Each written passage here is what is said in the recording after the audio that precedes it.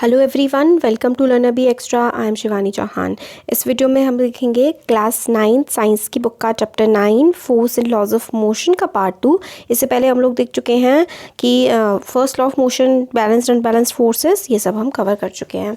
अब हम लोग देखते हैं सेकेंड लॉ ऑफ मोशन देखेंगे इस वीडियो में, और इनर्शिया एंड मास, और ट्राई करेंगे थर्ड लॉ ऑफ मोशन भी कंप्लीट हो रहा है। तो इनर्शिया एंड मास क्या होता है, तो सारे के सारे एग्जाम्पल्स हम लोगों ने इससे पहले देखे थे कि आपने एक ग्लास के ऊपर पेपर, एक कार्डबोर्ड से रखिए, फिर कॉइन रखिए, आप लोग फोर्स लगाएंगे तो ये सिक्का नीचे गिर जाएगा। और हमने बाकी एग्जांपल्स भी देखे थे। इसमें हमें समझ में आता है that there is a resistance offered by an object to change its state of motion. यही तो इनर्शिया थी कि हम लोग resistance offered by an object, एक जो ऑब्जेक्ट है वो रेजिस्टेंस देता है, मतलब वो रोकता है अपनी स्थिति में बदलाव लाने से, है ना।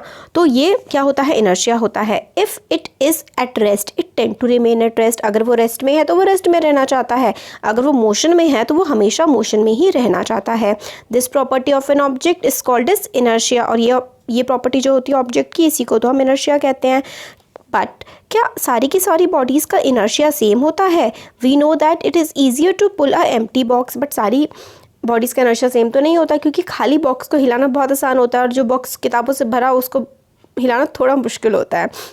बास्केटबॉल को किक करना पैर से, या फिर फुटबॉल को किक करना आसान होता है, और अगर आप एक ईंट को किक करेंगे तो वो काफ़ी ज़्यादा हार्ड होता है ना। तो हम लोग को उससे चोट भी लग सकती है। तो इससे हम लोगों को समझ में आता है कि इंस्टेड ऑफ और एक और चीज़ जो ये वाली थी कि 2 रुपये के सिक्के को हिलाना ज़्यादा आसान है, अगर 5 रुपये का सिक्का रख देंगे आप तो हिलाना उसको थोड़ा सा मुश्किल हो जाएगा। तो a force is just enough to cause a small, और एक और चीज़ देखिए कि जो फोर्स है, एक अगर आप छोटे से कार्ट को हिलाएंगे, कार्ट मतलब जैसे बैलगाड़ी वगैरह को हिलाएंगे तो आसान हो जाएगी, ठीक है।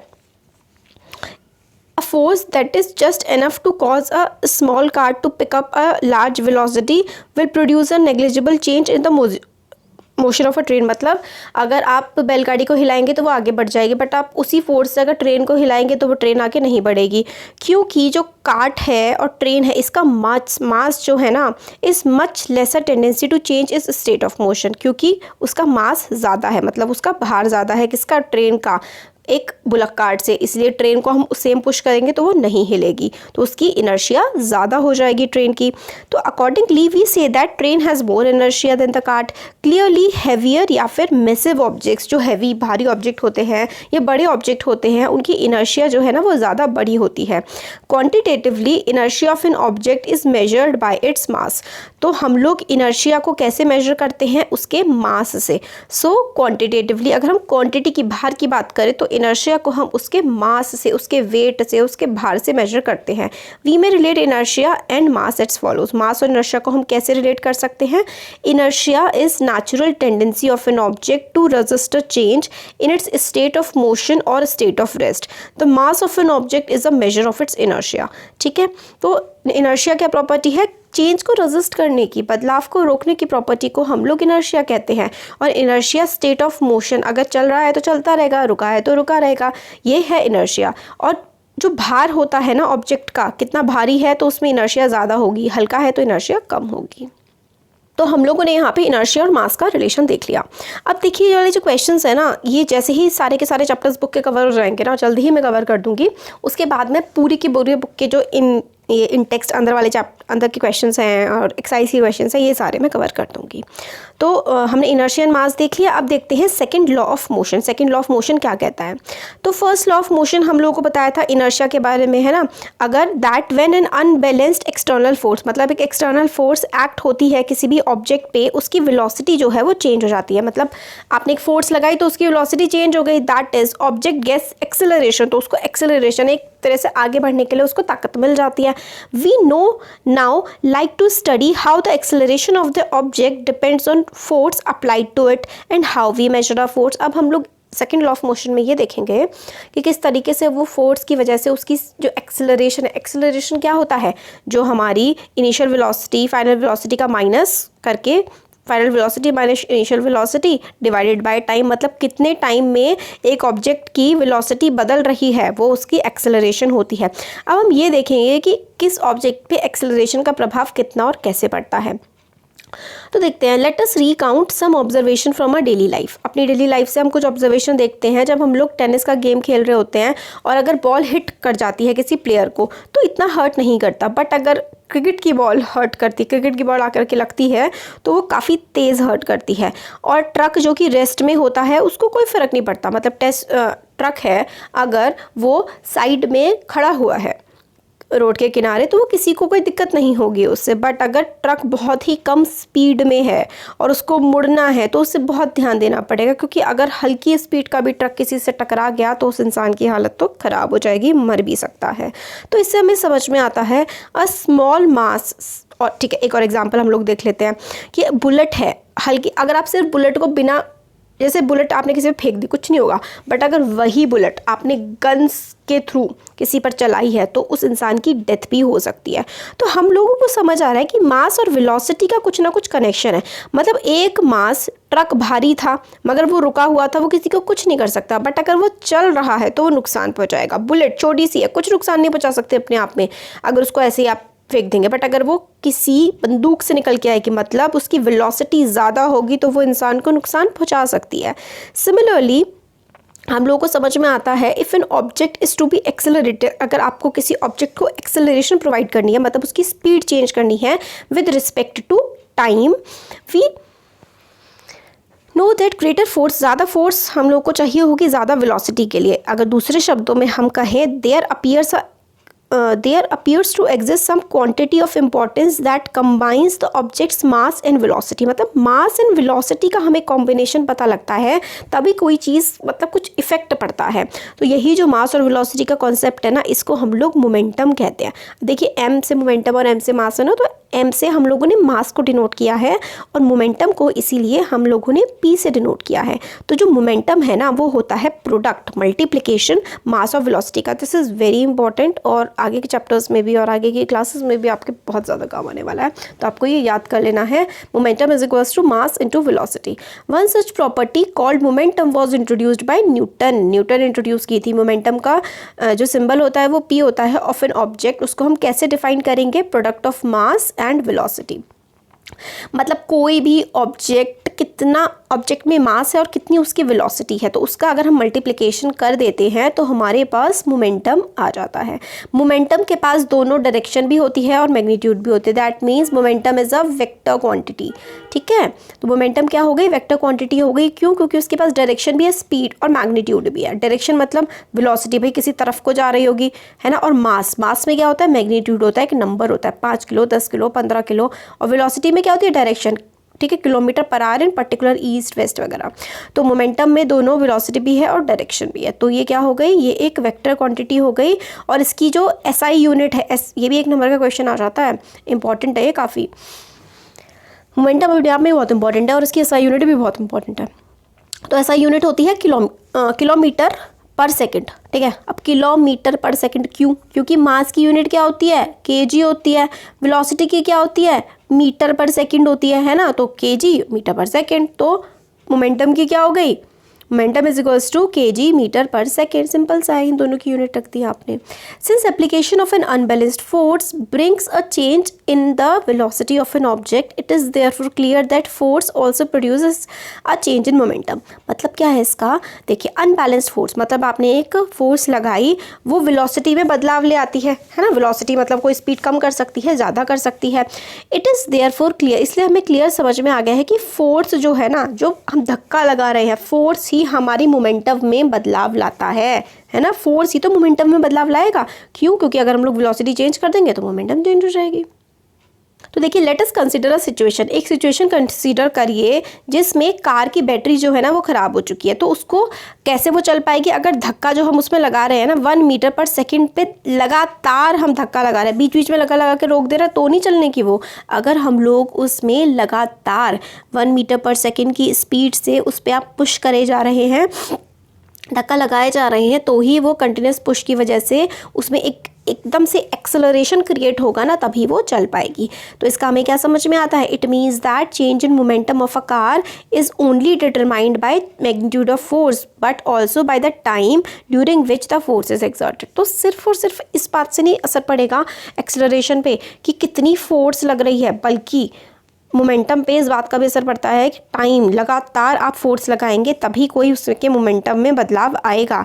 It may then also be concluded that force necessary to change the momentum of an object depend on the time at which the momentum change. तो फोर्स जिसकी वजह से मोमेंटम चेंज हो रहा है उसके लिए हमें टाइम की भी ज़रूरत है. मतलब मोमेंटम चेंज करना है ना तो आपको फोर्स की भी ज़रूरत है और कंटिन्यूस टाइम की भी ज़रूरत है. ये समझ लीजिए, मोमेंटम चेंज करने के लिए फोर्स प्लस टाइम की रिक्वायरमेंट होती है. यही सेकंड लॉ ऑफ मोशन है. Second law of motion states that rate of change of momentum of an object is proportional to applied force in the direction of force. मतलब आप force apply करेंगे और एक particular direction में करेंगे. Particular direction में मतलब एक पर्टिकुलर टाइम तक आप करते रहेंगे तभी चेंज आएगा मोमेंटम में.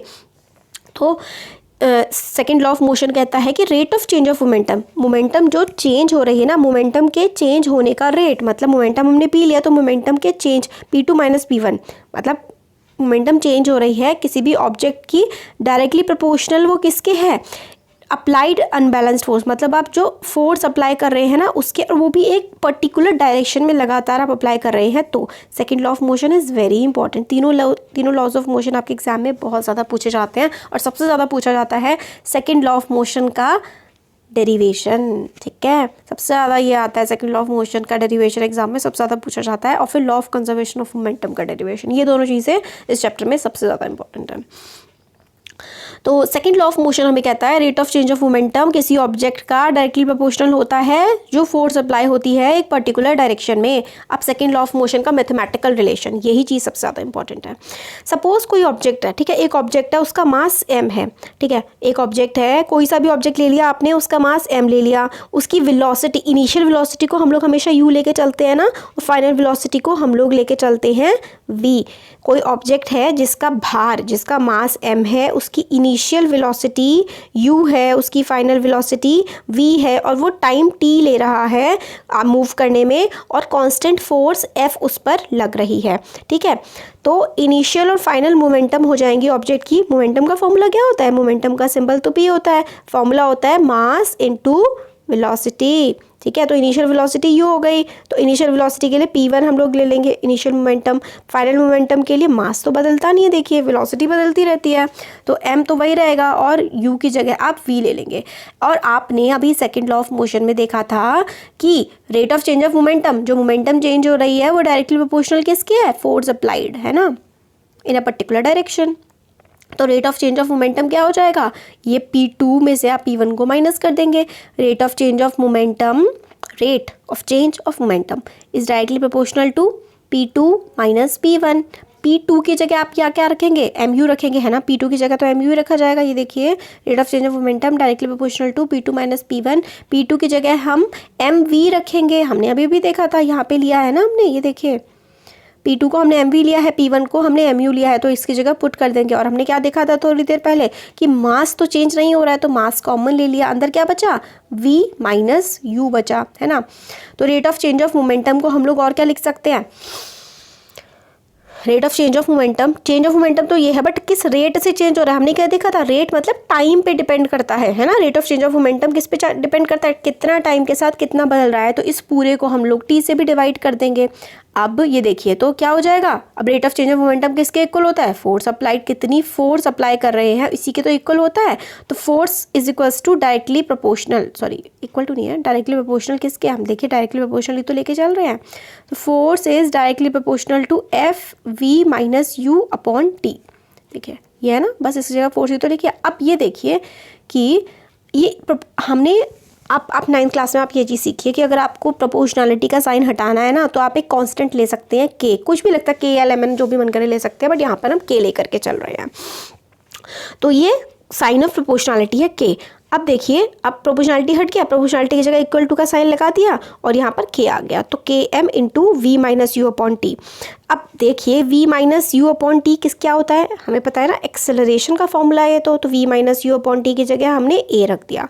ठीक है, तो फोर्स का फॉर्मूला क्या हो गया, F is equals to K M A. Constant of proportionality k है, अगर k की वैल्यू 1 हो जाती है इसका मतलब, तो a की वैल्यू हमने रख दी, एक्सेलरेशन है, rate of change of velocity, ये क्वांटिटी की प्रोपोर्शनलिटी, ठीक है, जो भी है इतना इंपॉर्टेंट नहीं है.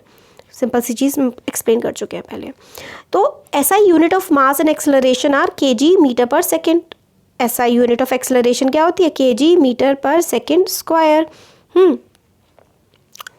अब the unit of force is so chosen the value of constant k becomes 1। अगर k 1 हो जाता है तो फोर्स क्या हो जाएगा? Force is equals to mass into acceleration आ जाएगा। तो हमारे पास इससे फोर्स का फॉर्मूला भी आ जाता है कि फोर्स क्या होता है, कितना मास लग रहा है, कितना मास है उसमें, और कितनी एक्सेलरेशन आपने अप्लाई करी है, ये होती है फोर्स। तो for 1 unit of force is defined as the amount that produces an acceleration of 1 meter per second square in an object of 1 kg mass। तो 1 यूनिट फोर्स, तो ये आपने फॉर्मूलाज की पुट कर दिया। तो फोर्स इक्वल्स टू एम, ये चीज़ है सबसे इंपॉर्टेंट भाई, ये चीज़ समझ लीजिए। Force equals to mass into acceleration होता है। तो यूनिट ऑफ फोर्स ये हो गई, क्योंकि मास की यूनिट क्या होती है? kg। एक्सेलरेशन की यूनिट क्या होती है? Metre per second square. तो फोर्स की यूनिट ये हो गई, या फिर न्यूटन भी फोर्स की यूनिट है, क्योंकि न्यूटन ने फोर्स को डिफाइन किया है या फिर खोजा है हमारे लिए।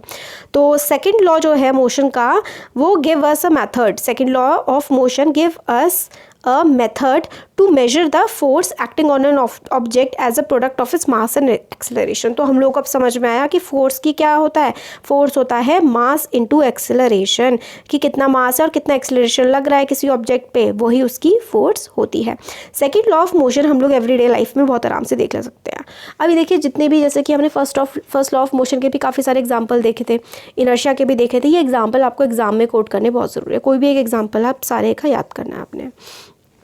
सेकेंड लॉ ऑफ मोशन जो है वो क्या है कि हम लोग देखते हैं कि फास्ट मूविंग क्रिकेट बॉल, ये देखिए यहाँ पर बॉलर्स, बहुत तेज़ बॉल आ रही है, तो बॉलर्स जो ने बैट्समैन ने छक्का मारा, तो ये जो फील्डर होता है ना, ये इसको जब पकड़ता है तो हाथ ऐसे रोक नहीं लेता अपने, ये हाथ को अपने साथ साथ नीचे लेकर के जाता है, क्योंकि इसने बहुत ही तेज़ से आती हुई फोर्स को रोका है। तो अगर ये इसके साथ साथ मूव नहीं करेगा ना, तो इसके हाथ में चोट लग जाएगी, इसलिए ये इसको नीचे लेकर के जाता है। तो ताकि धीरे धीरे वेलोसिटी डिक्रीज़ हो, एकदम से वेलोसिटी को डिक्रीज़ करेगा ना तो इसको चोट लग सकती है। तो फील्डर यही है कि फास्ट मूविंग बॉल आ रही होती है, उसको वो कैच करता है तो वो पीछे की तरफ ले जाता है। क्यों? क्योंकि फील्डर उसको टाइम देता है ताकि उसकी जो हाई वेलोसिटी है ना बॉल की, वो धीरे धीरे करके ज़ीरो हो जाए। दस एक्सेलरेशन बॉल की डिक्रीज़ हो जाएगी और जो कैच करने का इम्पैक्ट है ना वो भी कम हो जाएगा। बट अगर सडनली वो वेलोसिटी को ज़ीरो करेगा बहुत ही कम टाइम में, तो रेट ऑफ मोमेंटम बहुत ही ज़्यादा होगा। इसकी वजह से क्या होगा? उसके हाथ में चोट लग सकती है। ठीक है, तो वो क्यों करता है? ताकि वो वेलोसिटी को धीरे धीरे कम करे और ताकि रेट ऑफ मोमेंटम भी बहुत ज़्यादा ना हो। बहुत ज़्यादा रेट ऑफ मोमेंटम होगा, वेलोसिटी बहुत ज़्यादा होगी, तो इसकी वजह से उसको चोट लग सकती है। तो धीरे धीरे टाइम को वो बढ़ा देता है, जिसकी वजह से वेलोसिटी कम हो जाए, रेट ऑफ मोमेंटम कम हो जाए, rate of change of momentum, और उसको चोट कम लगे। इसका आंसर यहाँ पर है। दस acceleration of ball is decreased and therefore, धीरे धीरे करता है तो एक्सेलरेशन कम हो जाती है। इम्पैक्ट जो होता है ना कैच करने का फास्ट मूविंग बॉल का, वो भी कम हो जाता है। अगर बॉल को सडनली एकदम से बॉल को रोक दिया जाए, उसकी वेलोसिटी एकदम से ज़ीरो हो जाए बहुत ही कम टाइम में, तो rate of change of momentum होगा काफ़ी ज़्यादा। इसकी वजह से फोर्स अप्लाई बहुत ज़्यादा होगी फील्डर के पाम पे और उसको चोट लग जाएगी। तो rate of change of momentum ज़्यादा होगा, वेलोसिटी ज़्यादा होगी, टाइम एकदम से कम हो जाएगा, इसकी वजह से चोट लग जाएगी। बस यही आंसर है। तो अगर हाई जंप एथलेटिक इवेंट होती है, उसमें athletics are made to fall either on cushion bed, मतलब एथलेटिक्स को एथलीट जो होते हैं उनको या तो कुशन बेड पे गिराया जाता है या फिर मिट्टी पे। ऐसा इसलिए to increase the time of athletes fall to stop after making the jump, कि वो उनको थोड़ा सा टाइम मिल जाए। इसकी वजह से क्या होता है कि डिक्रीज हो जाती है rate of change of momentum, hence force कम हो जाती है, तो उनको भी इस वजह से चोट नहीं लगती। और try to ponder how the karate वाले भी एकदम से मार देते हैं ना, इसलिए क्या होता है उनको फोर्स एकदम से बहुत जल्दी लग जाती है, तो उनके हाथ पे क्या होता है चोट नहीं लगती। First law of motion mathematically हम लोगों ने यहाँ तक देख लिया था, एफ इज इक्वल्स टू हमें सेकेंड लॉ ऑफ मोशन देख लिया था। अब इस ए की जगह हम लोग v minus U upon T रख सकते हैं, क्योंकि ए की v minus U upon T होता है। है ना। तो ए की जगह v माइनस यू अपॉन 2 रख दें। फिर हम क्या कर दें, हमें पता है जो चीज़ डिवाइड में होती है इक्वल टू से दूसरी तरफ जा कर के मल्टीप्लाई हो जाती है। तो F T is equals to M V minus U. तो अब v माइनस यू था, अब इस m को इससे मल्टीप्लाई कर दो, इससे भी कर दो, तो M V minus M U हो जाएगा। तो F T is equals to M V minus M U. अगर हम f ज़ीरो कर दें, अगर f ज़ीरो हो जाए तो f ज़ीरो हो गया, तो मास v माइनस यू, तो चेंज जो होगी वेलोसिटी वो भी क्या हो जाएगी, ज़ीरो हो जाएगी। अगर फोर्स ज़ीरो हो जाएगी तो वेलोसिटी भी चेंज नहीं होगी। This means that object will continue with uniform velocity. Velocity change नहीं होगी अगर कोई फोर्स नहीं लगेगी, तो ऑब्जेक्ट ऐसे के ऐसे ही मूव करता रहेगा पूरे टाइम तक। अगर u ज़ीरो हो जाएगा देन v ज़ीरो हो जाएगा और ऑब्जेक्ट क्या हो जाएगा, वो रेस्ट में रहेगा। हमने क्या समझा, इस वाली इक्वेशन में अगर हम f ज़ीरो रख दें तो m माइनस यू भी ज़ीरो हो जाएगा। मतलब ऑब्जेक्ट अगर f ज़ीरो है, इंपॉर्टेंट है ये, अगर f की वैल्यू ज़ीरो है इस इक्वेशन में तो ऑब्जेक्ट जिस स्पीड से मूव कर रहा था वो उसी स्पीड से मूव करता जाएगा।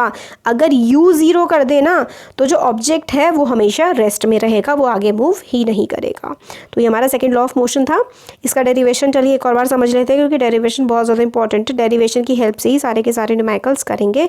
नेक्स्ट वीडियो में हम लोग थर्ड लॉ ऑफ मोशन देख लेंगे, क्योंकि 20 मिनट्स की वीडियो हुई है वैसे तो। Third law of motion next video में देखेंगे हम लोग अच्छे से बिल्कुल, और कंजर्वेशन ऑफ मोमेंटम पूरा का पूरा समझेंगे। बस फिर चैप्टर हमारा खत्म हो जाएगा। अभी हम लोग देख लेते हैं एक और बार फिर से कि सेकंड लॉ ऑफ मोशन कैसे हम लोगों ने सॉल्व किया था। देखिए मैथमेटिकल फॉर्मुलेशन है, मास जो है ना हम क्या ले रहे हैं, m ले रहे हैं, इनिशियल वेलोसिटी u ले रहे हैं। ये नोट कर लीजिए आप अपनी बुक में, इसी कॉपी में कहीं पर इसी तरीके से ऐसे ही करना है एग्जाम में। यूनिफॉर्मली एक्सेलरेटेड वेलोसिटी, मतलब आपने चेंज कर दिया, एक्सेलरेशन प्रोवाइड कर दी तो वेलोसिटी v हो जाएगा। टाइम t लेना है और कांस्टेंट, t कांस्टेंट है, कांस्टेंट फोर्स f है, ये सब लिखना है। फिर उसके बाद जो मोमेंटम, इनिशियल मोमेंटम है, मोमेंटम क्या होता है, मास इंटू एक्सेलरेशन। हमें पता है इनिशियल मोमेंटम को हम लोग p1 लेंगे, तो मास इंटू इनिशियल वेलोसिटी, फिर फाइनल मोमेंटम मास इंटू, ठीक है, v, m इंटू वी हो जाएगा। तो p1 ये आ जाएगा, p2 ये हो जाएगा। मोमेंटम चेंज जो हो रही है वो किसके, मोमेंटम चेंज डायरेक्टली प्रोपोर्शनल होती है p2 माइनस p1 के। हमने देखा था change in momentum is directly proportional to दोनों की दोनों। जब मोमेंटम को माइनस करते हैं तो पता लग जाता है कि कितना बदलाव हुआ है। कैसे, अब देखिए आप 2 किलोमीटर चले, ठीक है, 2 किलोमीटर था आपका इनिशियल पॉइंट, फाइनल पॉइंट आपका 5 है, तो आप इन दोनों के बीच का कैसे निकालेंगे, आप 5 माइनस 2 करके तो निकालेंगे ना 3। तो इसी तरीके से चेंज कितना हुआ है, तो p2 माइनस p1 ही तो निकलेगा। p2 की वैल्यू mv, p1 की वैल्यू mu, इन दोनों को माइनस कर दिया। m सेम था, मास तो सेम था, मास को कॉमन ले लिया। अब rate of change of, rate किस रेट से चेंज होता है वो तो टाइम बताता है हमें, तो टाइम से डिवाइड कर देंगे rate of change of momentum को। फिर क्या करेंगे, अब rate of change of momentum या फिर हम उसको फोर्स अप्लाई कहते हैं, तो इसको यहाँ पे f लिख देंगे। f is directly proportional to m into V minus U upon T. अब अगर हम साइन ऑफ प्रोपोर्शनैलिटी हटाएं तो इसकी जगह हम लोग k लिखेंगे और इक्वल टू का साइन लगा देंगे, तो इक्वल टू k, और ये हो गया।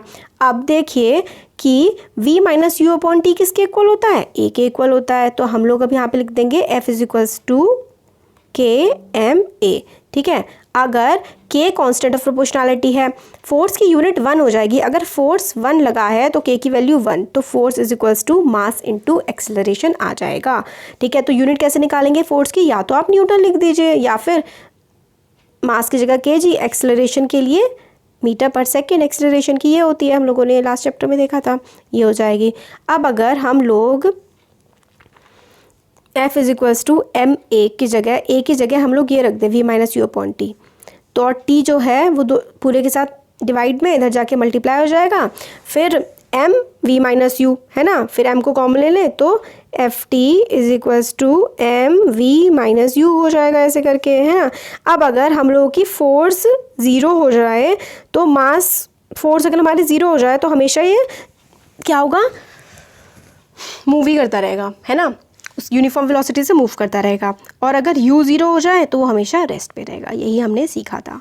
तो अब हमारा एक और पार्ट बचा है बस इसका, थर्ड लॉ ऑफ मोशन देखेंगे और कंजर्वेशन ऑफ मोमेंटम वाला देखेंगे, बस फिर चैप्टर कंप्लीट हो जाएगा। कैसा लगा वीडियो ज़रूर बताइए, अच्छा लगा लाइक करिए, चैनल को सब्सक्राइब करिए, फ्रेंड्स के साथ भी शेयर करिए। Thank you.